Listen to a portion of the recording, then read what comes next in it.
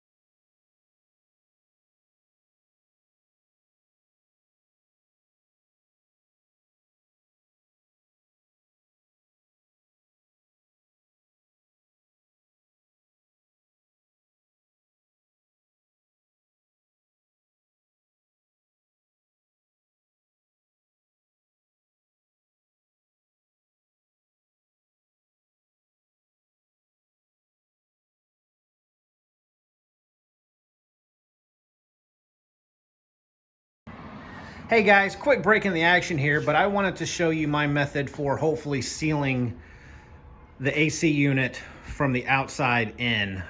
Let's start from the inside. What I'm doing is I've used a bunch of this spray window and door seal foam insulation, and I've sprayed all around this guy, and I've cut it flush to where, you know, my trim's gonna go, so obviously you're not gonna see any of that, but that's in there pretty good. There's no air gaps, I can't see anything, but again, with the wall that's gonna go up and the trim around it and caulking, I think we'll be okay from the inside. And from the outside, I basically did the same thing. I just used a bunch of spray foam on both sides, and even up underneath. I don't know if you guys can see that, but it's all sealed up really well. And all I did to install this thing to where it's not gonna move is I basically replicated a window seal, because that's what these things are made to sit in. So I just took a 2x4 and I installed it in between these two studs. And then on the back side of the 2x4, I screwed in a piece of 3/4 inch plywood, which replicates the window seal coming down. And that sits perfect in this channel that's actually attached to the window unit itself. So basically, I just created a window, a fake window that this thing is sitting in. And for added measure, I bought one of these transom mounts, transom straps.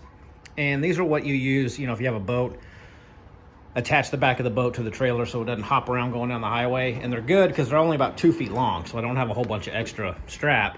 And it's probably overkill, but this thing is definitely not going anywhere now. Now, to finish this thing off, what I'm gonna do, I've got this box over here that I've built, and it's just drying. Some leftover subfloor and some leftover MDO that I use for the sides of the camper. But this thing's gonna sit on top, and then I'm gonna screw it down to these legs and put some trim on it and make it look as good as I can. It's just a box, but obviously it's gonna be primed and exterior paint on the outside. And I'm gonna go to Lowe's now, and I'm gonna buy some ceiling vents that you have all throughout your house for your central air conditioning unit, and cut out a hole in the top, in the sides, and in the front, and use those vents to give proper ventilation for the AC unit when it's running. And then for the underneath, all I'm going to do, because this is open, I'm going to create kind of a frame, and inside that frame, I'm going to put fiberglass window screen mesh, and then attach it underneath, and seal up all along, you know, the front of the trailer and this whole underneath area. That way, bugs can't come up from underneath, get into the AC unit, and then spray me in the face when I'm sitting in here in the camper on a hot day. That's the last thing I want to do. So that's my goal for getting the underneath sealed. I'm not so worried about, you know, it raining down on it, but I am worried about the bugs getting in. So I got that fiberglass window screen mesh stuff that I'm just going to use to stick it up underneath. So anyway, folks, that's just a quick break in the action of how I'm sealing up my window unit. I'll make a longer video to show kind of where we're at in this process, but you can see I've got some of the wiring done. I've got this upper bulkhead cabinet somewhat, I got it framed out. I've also, you know, got to build the actual doors for it, and I got a lot of outlets put in, and so we're getting there, guys. But I'll make a more detailed video here when I get a little bit more done. My regular camera's been causing me some issues, and I haven't been able to use it, so I haven't been filming a lot of this, but that's where we stand now. So we will talk soon. Take care. Okay, so here is the box that I built to go around my air conditioning unit. I got it painted black with the exterior Valspar paint, and I went again and bought some of these central air conditioning, you know, home vents that I painted to make it look a little nicer than that ugly white. And they're just gonna go over all these holes that I cut out, and I did go ahead and put in some fiberglass mesh underneath. I just stapled it and glued it to keep it in place, keep bugs out, keep bugs from coming in through the vents. But so there is mesh underneath, and then these little vents are just gonna, you know, I'm just gonna screw them in just on the top, and that should, I'm hoping, provide, you know, enough ventilation for the AC unit to run smoothly. But that's how that is gonna go on there. And I've got some pocket holes screwed from the outside that I'm going to pocket screw here on the leg. So that way, if I ever do have to take this box off to access the AC unit, I can get to it. It's not going to be permanently mounted to the front. So if I ever have a problem with the AC unit not working, I should be able to get that box taken off, and I can, you know, hopefully figure out what's wrong. But all of these vents now, I'm going to install all of these vents to that box, put that box on there, seal it up, screw it down, and then we'll work on getting the front installed.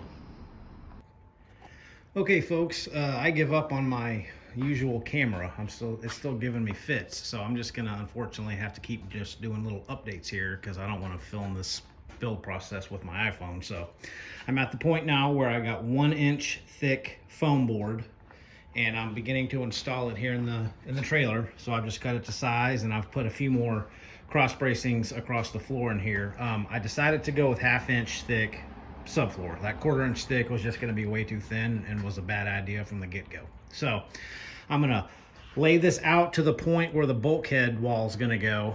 I'm not going to insulate the very back. At least I don't plan on doing that at this time. If I have some extra 1/2 inch plywood and some extra foam board, I might go ahead and do it, but at this point in time I don't plan on it. So I got to get these 3 foamed, but I've got to get this trailer pulled out, but I can't because I got cars here, because I can't get the actual flooring in here anymore because I don't have any room. So I got to pull it in through the very back. But again, as you can see, I've got the air conditioning unit ready to go. I've got the box set up. I'll show you guys how I'm going to put the box on it.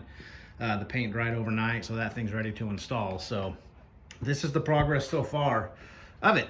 The foam's really easy. It's just kind of just a time-consuming process to measure and cut it out, but it's not that bad. So update here in just a little bit. Thanks, guys.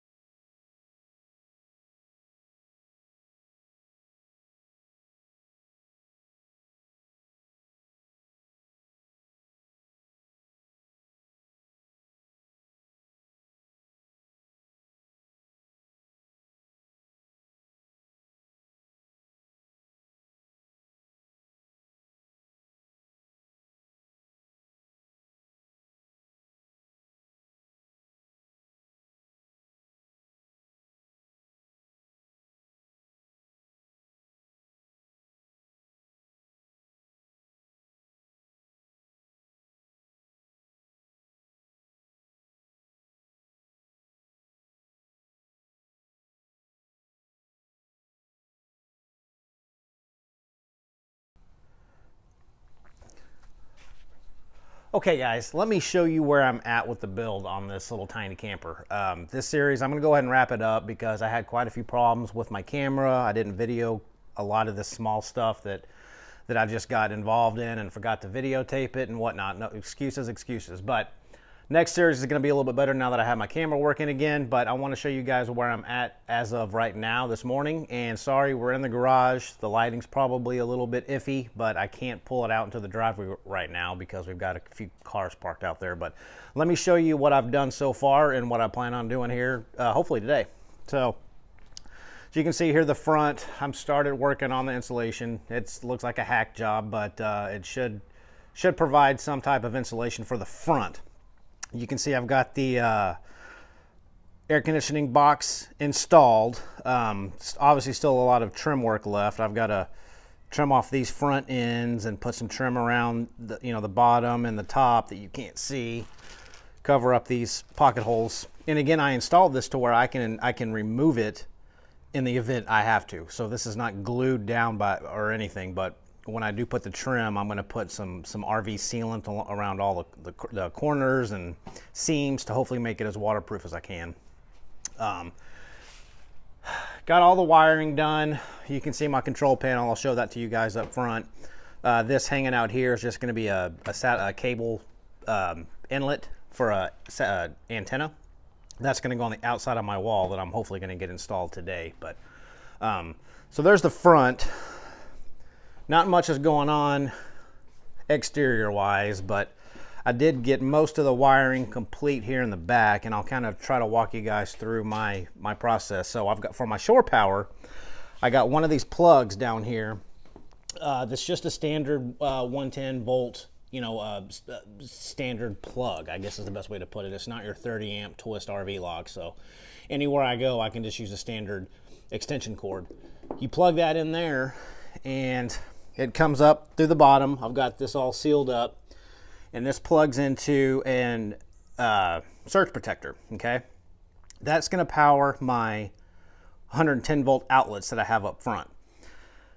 The way that I wired it is, and you probably saw in the first of the video, I originally used 14-2 Romex. I decided to take that out, and I switched it out with 12-2 stranded wire.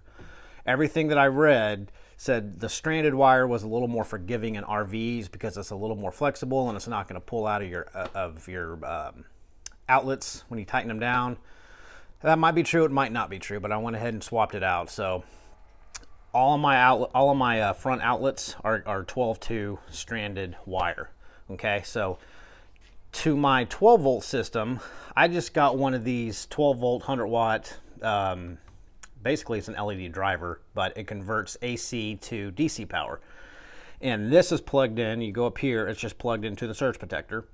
And then you've got your positive and negative output coming directly out of this transformer, and it goes to the positive and negative side of my fuse panel.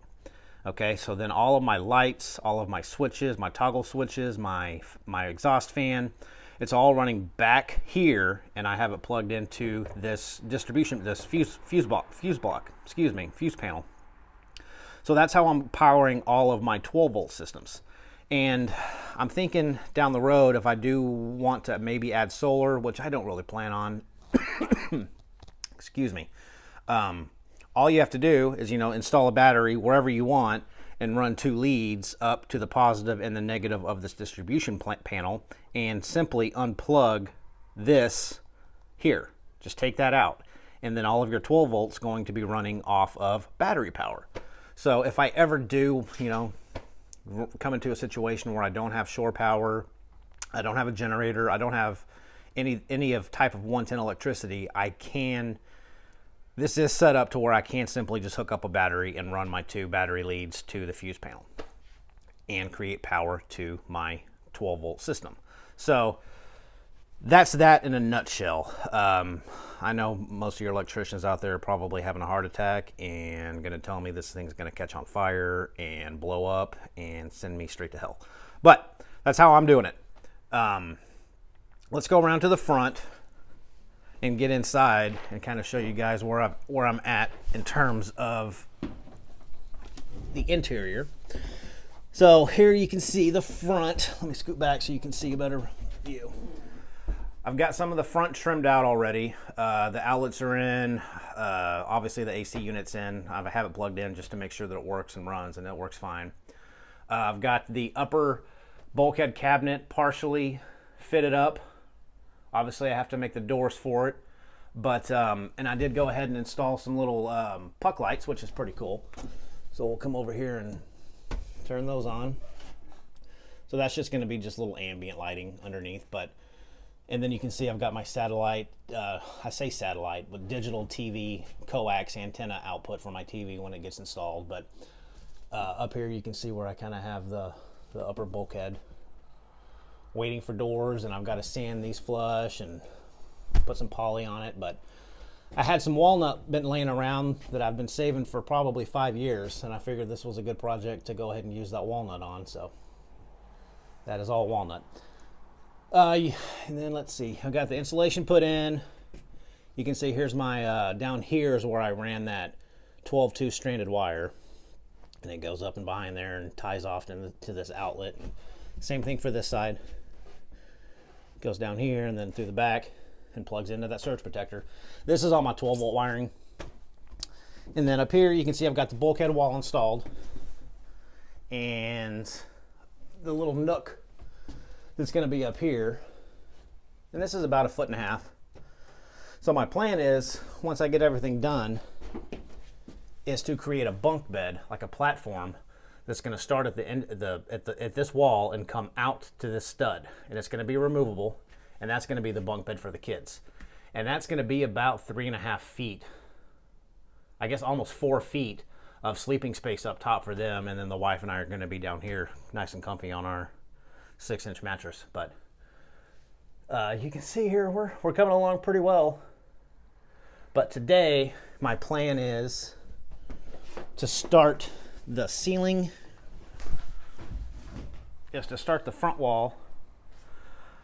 I've got all this stuff to cut.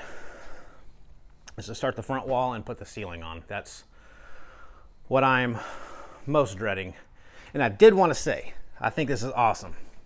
This little scrap piece of MDO right here, this is what the exterior is made out of. This little guy was out in the rain for 3 days nonstop last week. I didn't realize it was outside. It was sitting over here. And I saw it last night and I was like, hey, let's check it to see how it did with the weather, with all the rain. And it is absolutely perfect. This stuff is amazing. I mean, there's no bow, it's not bubbling. So this stuff is really no joke. I guess you get what you pay for, but it is completely waterproof. So that gives me a little bit more comfort in my choice of this exterior material, this MDO. So again, this was out in the rain nonstop for about 3 days, and it's completely dry, and I'm happy with that. So anyway, so that's it, guys. I promise to do better this next series and try to get some more of this actually videoed. So hope that was halfway informative and halfway enjoyable and gave you maybe some ideas of what not to do. But this is my camper, guys. So take care until next time. See ya.